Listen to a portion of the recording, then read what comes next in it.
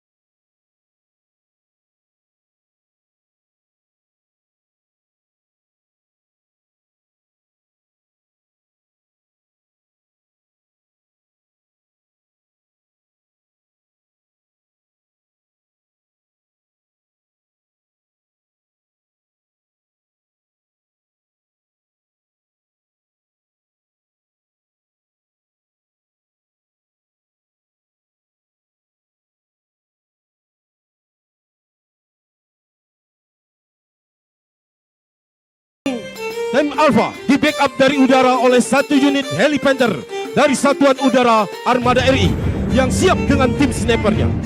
Pengamanan ini sangatlah penting karena pertempuran di laut memiliki karakteristik teknik bertempur yang berbeda dengan pertempuran di darat, di mana lindung tembak sangatlah minim dan unsur kemenangan sama besar dengan kekalahan. Sementara itu, berdasarkan laporan dari Detasemen Intelijen, didapatkan informasi terkait adanya markas kelompok yang berada di sekitar Pulau Merah yang disimulasikan berada di dermaga Madura. Dengan rentang kendali operasi yang tergelar, Armada 2 memerintahkan tim Charlie dan Delta melaksanakan tindakan penghancuran. Secara geografis, markas mereka yang berada di tepi laut, maka diambillah suatu keputusan untuk menyusupkan tim Charlie dari bawah laut, dan tim Delta akan melaksanakan infiltrasi dari ketinggian. Sementara di laut, tim Alpha perlahan melaksanakan teknik seaboarding. Teknik seaboarding ini merupakan bagian dari visit board search and seizure untuk melaksanakan pelumpuhan terhadap kelompok-kelompok mereka yang berada di kapal.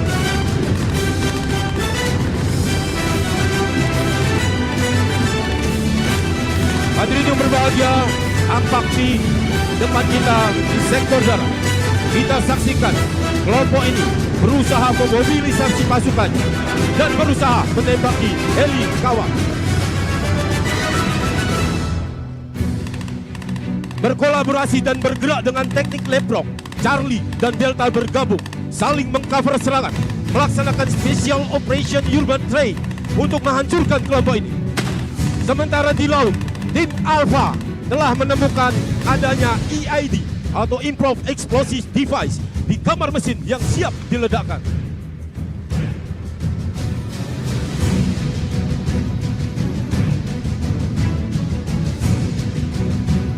Dan tim kemudian menghubungi pusat komando pengendali untuk meminta perbantuan tim EOD untuk mengamankan EID tersebut dengan menggunakan heli Bell dari Pus Penerbal TNI Angkatan Laut. Tim Echo yang merupakan spesialis EOD akan di-dropping di kapal target dengan sistem fast roping. Teknik fast roping ini harus mempertahankan posisi ketinggian dan stabil heli. Disinilah diuji keahlian dari seorang pilot pada saat hovering dengan berpatokan pada altimeter dan batas pandang horizon selama pasukan turun menggunakan seutas tali. Bergerak dengan penuh hati-hati, Echo Team berusaha mengevakuasi EID untuk dilaksanakannya disposal di laut. Improved Explosive Device adalah sebuah peledak rakitan yang sangat tidak stabil, yang sewaktu-waktu bisa meledak, sehingga pelaksanaan evakuasi adalah hal yang sangat krusial dan paling berbahaya bagi tim EOD. Dari pusat komando kendali operasi, Alpha kemudian akan mendapatkan perintah lebih lanjut untuk melaksanakan operasi penyergapan di sektor lain dengan membawa informan yang mengetahui lokasi tersebut secepatnya. Sehingga Alpha harus segera dievakuasi dan dimobilisasi melalui udara dengan teknik STABO atau Stabilizer Tactical Airborne Operation, di mana teknik STABO ini digunakan untuk memobilisasi cepat tim pada medan kritis yang sudah dikuasai kawan dan tidak adanya tempat yang aman untuk heli bisa mendarat.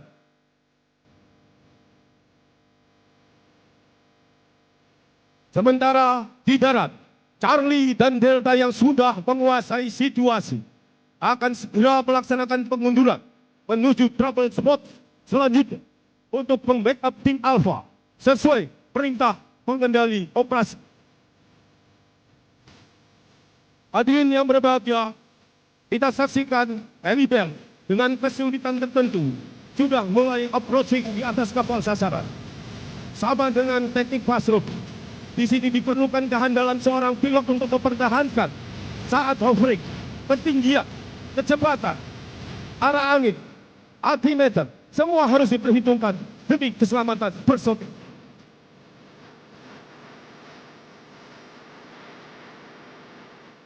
Sementara tim Eko berhasil mengevakuasi EID di laut dan bersiap melaksanakan disposal.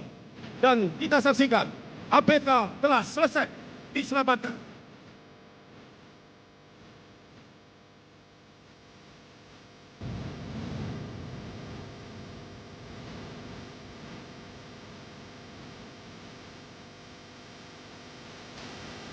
Tim Eko berhasil mendisposal EID di laut dan ledakan disposal dari EID tersebut bukan merupakan akhir dari simulasi kesiapsiagaan armada dalam mengatasi berbagai tindak kejahatan di laut, tetapi itu sebagai awal dari sebuah pengabdian yang tanpa akhir demi kedaulatan Laut Nusantara.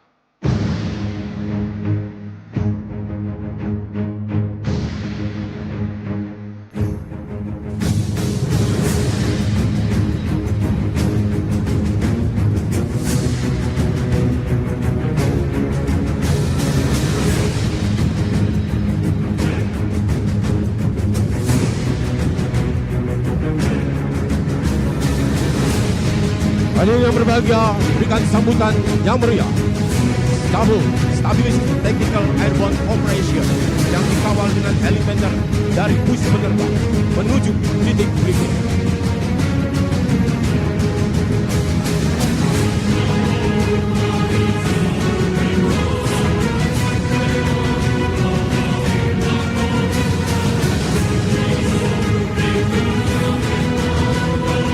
Hadirin yang berbahagia, selanjutnya kita layangkan di langit biru sebuah jenis pesawat kasa dengan call sign Umar 6207 yang dipiloti oleh Kapten Laut Surya Dinata dan kopilot Letnan 2 Laut Satrio Budi dari Pusat Penerbangan TNI Angkatan Laut, membawa 20 penerjun TNI Angkatan Laut siap untuk melaksanakan Victory Jump.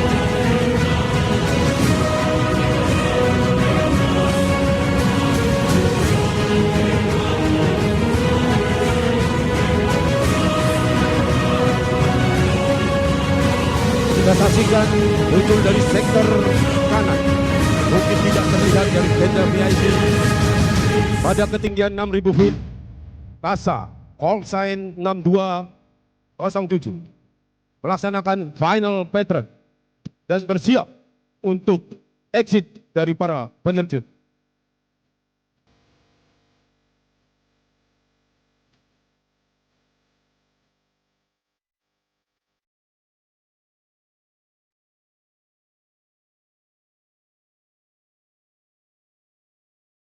Melaksanakan exit dari ketinggian 6.000 feet, para penerjun melaksanakan pelayangan sampai dengan batas ketinggian 3.500 feet, di mana hal ini merupakan batas bagi penerjun pertama melaksanakan parachute opening, yang dilanjutkan kemudian proses opening parachute sesuai dengan ketinggian dari urutan exit dari setiap penerjun.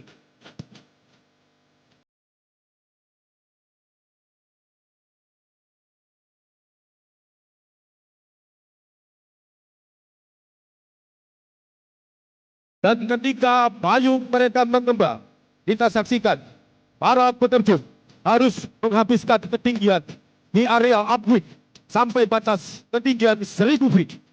Dan di ketinggian itu, mereka harus sudah berkonsentrasi memasuki area final approaching dan mengarahkan payung menuju titik pendaratan dengan mengarahkan payung pada posisi uplift.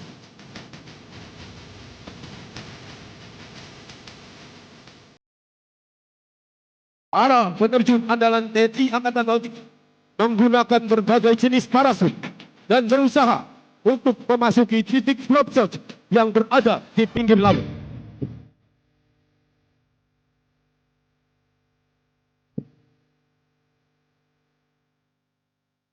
Perlu diketahui, karakteristik descent di pinggir laut memiliki tingkat kesulitan yang tidak semua penerjun mampu melakukannya karena karakter angin, kelengasan udara, temperatur air laut, dan areal descent yang sempit dan banyaknya obstacle menjadi tantangan tersendiri bagi para penerjun.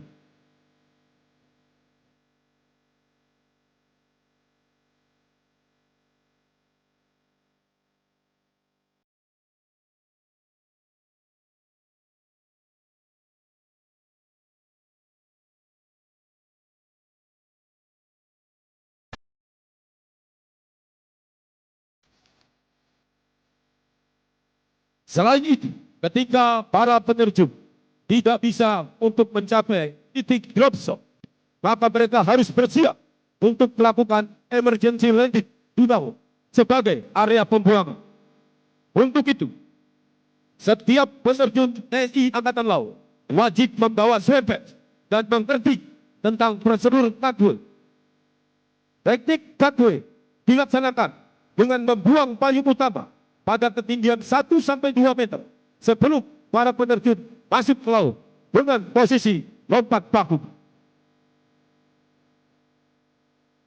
Lompat paku ini dilaksanakan agar ketika di laut mereka tidak terbelit tali parasut yang akan dapat berakibat fatal.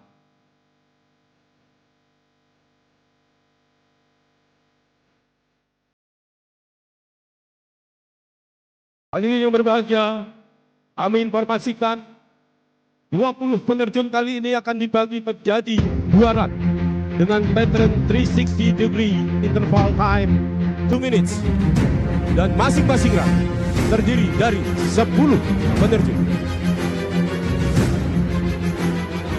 Dan dengan areal drop zone yang sempit, setiap penerjun harus disiplin dalam melakukan insertion dengan tidak berebut dan saling memotong haluan penerjun lainnya sehingga tidak terjadi crash.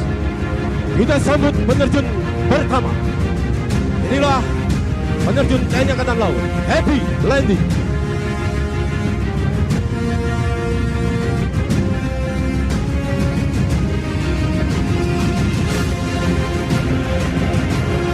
Selanjutnya disusul penerjun kedua, mulai melaksanakan pendaratan dan harus konsentrasi.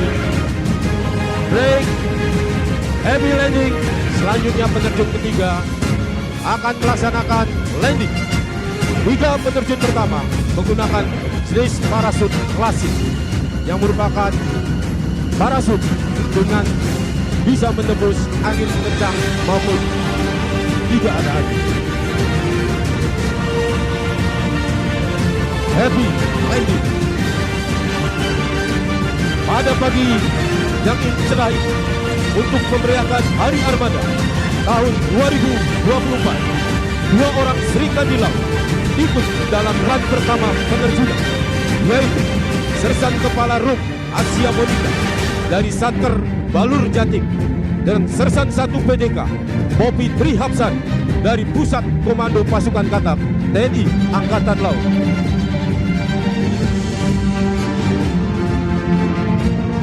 Hadirin yang berbahagia, kita sambut para penerjun-penerjun handal TNI Angkatan Laut satu persatu memasuki descent dengan aman.